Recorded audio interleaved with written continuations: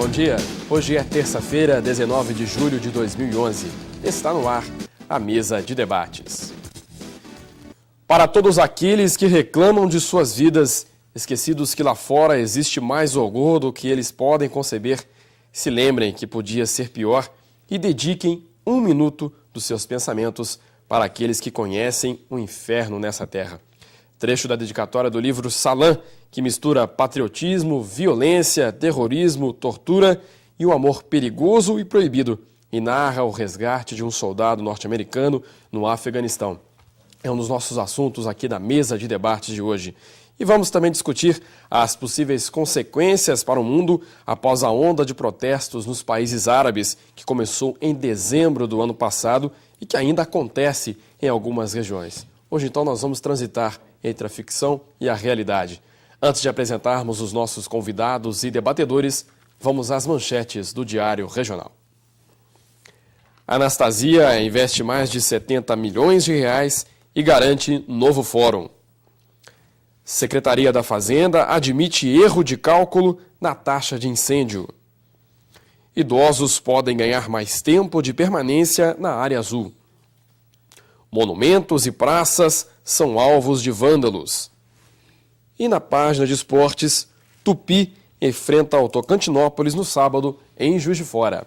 Estas e outras notícias, as principais informações de Juiz de Fora e região, você lê no Diário Regional, sempre em uma banca perto de sua casa.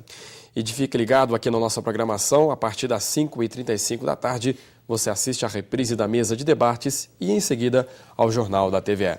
Você pode participar conosco aqui do programa, enviando o seu comentário, a sua sugestão de tema para o nosso e-mail mesadedebates@tvejf.com.br, ou então registre a sua participação no blog mesadedebates.blogspot.com ou envie sua mensagem através do nosso Twitter, @mesaTVE. Participam do programa de hoje como debatedores o advogado Jorge Aragão. Bom dia, Jorge. Bom dia, Marcelo. Bom dia, Flávia. Bom dia, Orlando. Bom dia, Aníbal. Bom dia aos nossos queridos telespectadores. Lembrando, Marcelo, da grande vitória ontem do Tupi, né? Com certeza já melhora um pouquinho aquele ambiente do mal-estar do Brasil. O Tupi ontem de virada, 3-1, 3 gols no segundo tempo. Uma narração muito bonita da equipe da Rádio Globo. E parabéns, Tupi. Primeiro jogo, primeira vitória. E agora, sábado aqui em Juiz de Fora, às 16 horas, vamos toda a torcida lá vibrar com o Tupi, que dessa vez vai. Cobertura completa, então, neste sábado, das equipes da Rádio Globo, da TVE e do Diário Regional. Também participa conosco como debatedor o jornalista Aníbal Pinto. Bom dia, Aníbal. Bom dia, Marcelo. Bom dia a todos. Hoje, lendo o site da Câmara Municipal, vi a notícia de que foi rejeitada a proposta de ampliação de 19 para 21 vereadores nas próximas eleições. Por 13-5. Né? São 19, mas o presidente não vota. 13 votos a favor da manutenção dos 19 e 5 contra. Muito importante, né? Nós aqui vimos defendendo a manutenção dos 19 até que se justificasse a necessidade de 21.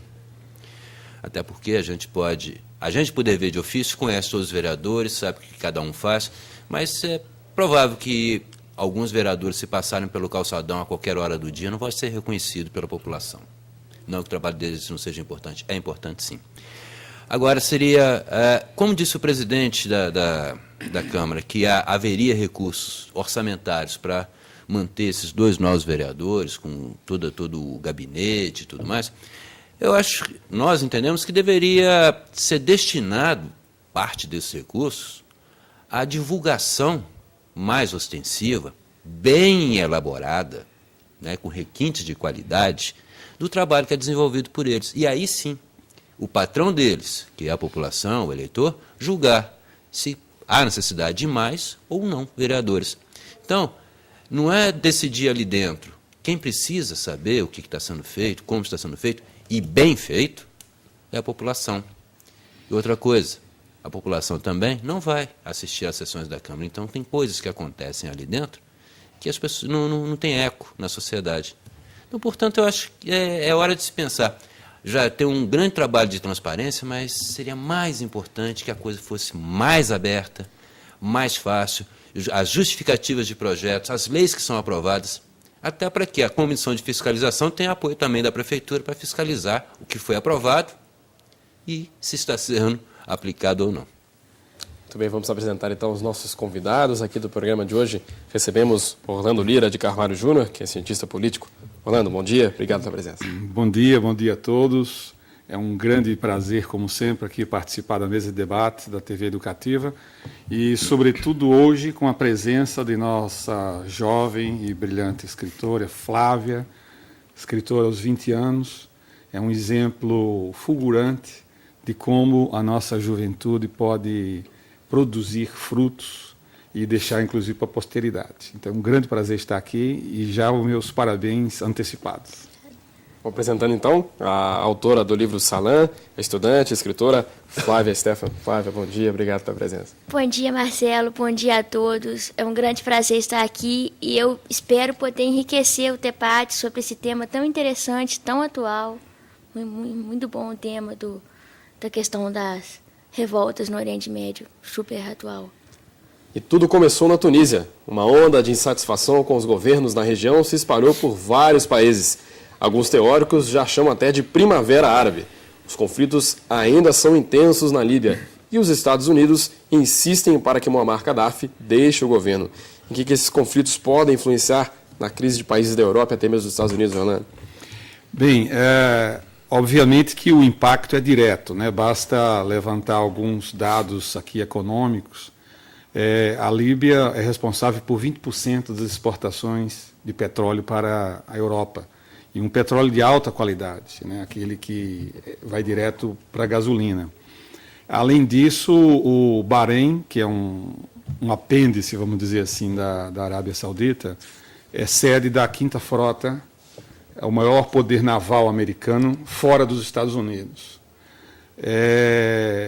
O Iêmen pode se tornar um novo reduto talibã, né? O papel dos fundamentalistas em toda essa dita primavera pode ser muito grande também. Então, por trás, vamos dizer assim, do vento de democratização que todos aplaudem com razão, nós vemos que há ameaças concretas e, sobretudo, existe uma indefinição de para onde vão rumar os acontecimentos e as consequências que disso tudo podem resultar, né? Eu quero só aqui fazer algumas considerações a respeito, primeiro, da questão dos termos que nós usamos, né?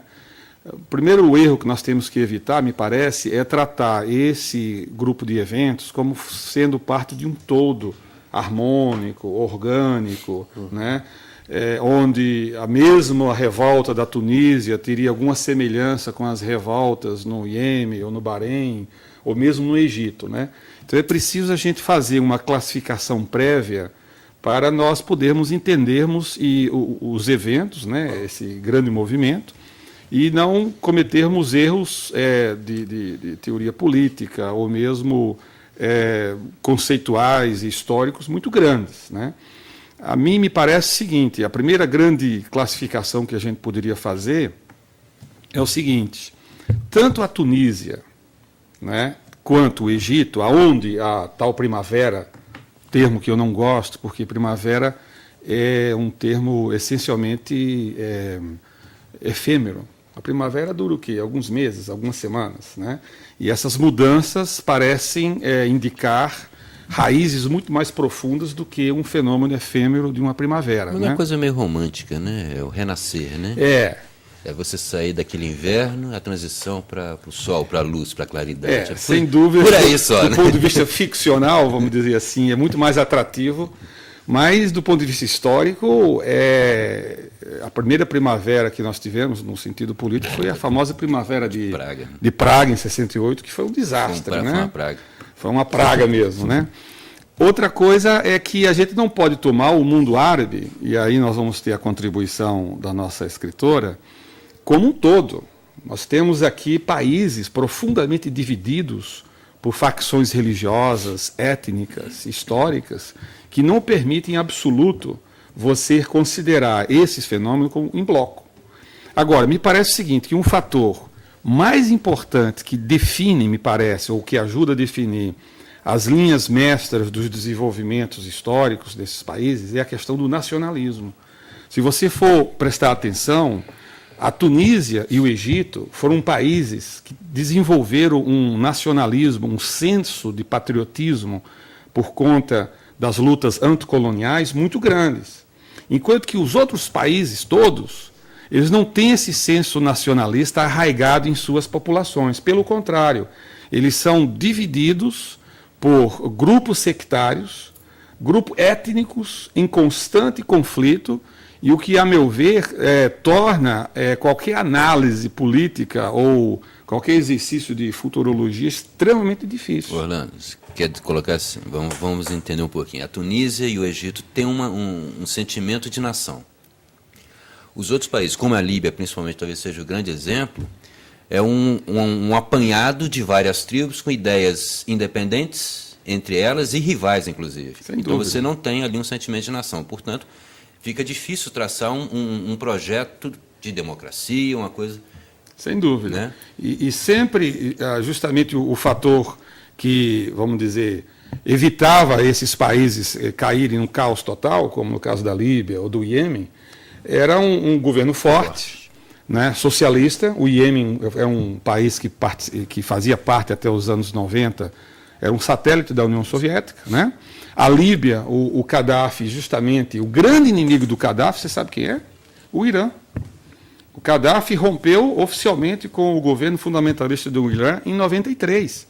E, aliás, uma das defesas que ele faz para se preservar no poder é que quem está por detrás dessas revoltas no país são os fundamentalistas da Al-Qaeda, que têm interesse, que obviamente estão manobrando os interesses aquilo é uma coxa de retalhos, né? Então, as etnias, as tribos do leste da Líbia, tradicionalmente foram mantidas em torno do governo Gaddafi por causa do assistencialismo, né? É preciso dizer que é um país riquíssimo. A renda per capita da Tunísia é maior do que a do Brasil, são 14 mil dólares per capita. É o maior índice de desenvolvimento humano da África, é 0,75. E o Gaddafi mantinha aquele regime, obviamente, um regime autoritário, né? Não tem nenhuma simpatia pelo regime, mas mantinha a peso de ouro, quer dizer, distribuindo as benesses, etc. Então é preciso levar em consideração tudo isso. O Iêmen já é completamente diferente, é um país onde você tem 60% de desemprego, onde 60% da população tem menos de 30 anos, né? E um país completamente falido. Em 2017, as reservas de petróleo do Iêmen vão terminar. Então você imagine o caos que não vai acontecer se até lá o país... Como é que o país, em 5 anos, vai passar de uma dependência de 100% do petróleo para a indústria? Para quê? A única coisa que eles têm que fazer é explorar o gás natural, mas para isso você precisa de alta tecnologia. Como é que você vai fazer quando 60% da população é analfabeta? Orlando, nesse primeiro ponto, para os nossos telespectadores, a imagem que se tinha do mundo árabe era, com certeza, que eu acredito que todos imaginavam uma região rica no petróleo e, consequentemente, inabalável, né? Eu acho que essa era a imagem. E hoje, para o nosso telespectador, o que é essa crise? Primeira base dessa crise. Você fala que não pode ser analisada de uma única forma, mas para o nosso telespectador, o que vem a ser exatamente a base da crise? Seria uma acomodação, talvez, por parte dos governantes, o modo da cultura, né? A própria economia, o que isso pode afetar nós brasileiros? Segundo, vamos dizer, a maioria da opinião dos especialistas, o protagonista principal dessa chamada primavera é o fator demográfico, nem é um fator econômico. E é muito fácil de entender. Você imagina o caso do Egito. Quando o Mubarak tomou posse em 1981, né, depois da morte do Sadat, o Egito tinha 45 milhões de habitantes. Hoje tem 82 milhões de habitantes. Então duplicou em menos de 30 anos.